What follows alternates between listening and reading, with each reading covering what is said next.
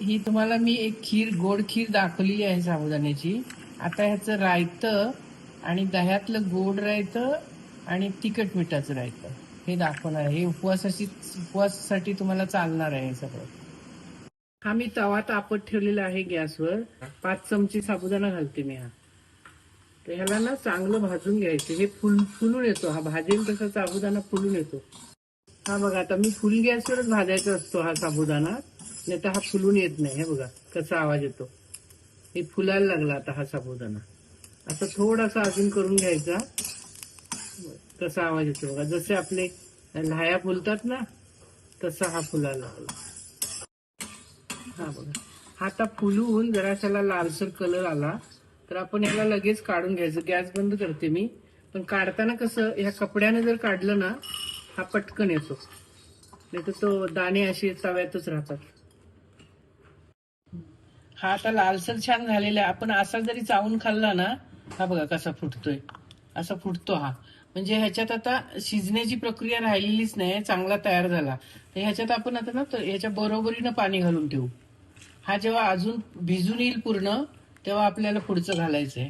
हे 5 चमचे साबुदाणे मी भाजले होते, चांगले फुलवून घेतले होते. तर हे थोडे थोडेच आहे, मुद्दाम रेसिपी दाखवण्यासाठी मी तुम्हाला 2 बाउलमध्ये घेते. तर एक रेसिपी आपल्याला म्हणजे गोड न घालता करायची. ही जिरा पावडर चिमटभर, हे अगदी चिमटेनेच घालायचं, थोडंच आहे ना. हे तिखट जरासं चिमटीभर आणि हे मीठ चिमटभर. तर हे तुम्ही एक रेसिपी तुम्ही अशी मिक्स करते मी, ही तुम्ही टेस्ट करून बघा. म्हणजे एकदम ह्याच्यासारखी आपल्या कोशिंबिरीसारखी. तर हे आता त्याच्यात मी थोडंसं दही घालते, 1-2 चमचा. जेवढं दही आपण जास्त घालू तेवढं चांगलंच लागणार आहे. पण हे 2च चमचा घालायचं. आणि हे आपलं रायतं बनतं ना बुंदीचं, तशा प्रकारे हे लागणार आहे. ते करून बघा. आता हे आहे दुसरे थोडेसे साबुदाणे.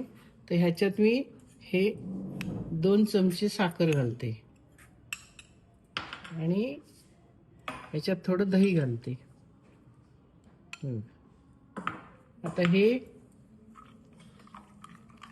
पण आपण गोड साबुदाणा खाऊ शकतो बनवून. म्हणजे हा टेस्टी लागतो फार. दोन्ही करून बघा.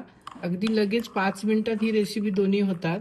म्हणजे भाजून अगदी दह्यातच घालायचं, पण थोडं भिजावं लागतं. जसं आपण साबुदाणा भिजत घालतो ना तसा हा साबुदाणा 1-2-3 तास भिजवून घ्यायचा भाजल्यानंतर, आणि मग हे सगळं करायचं.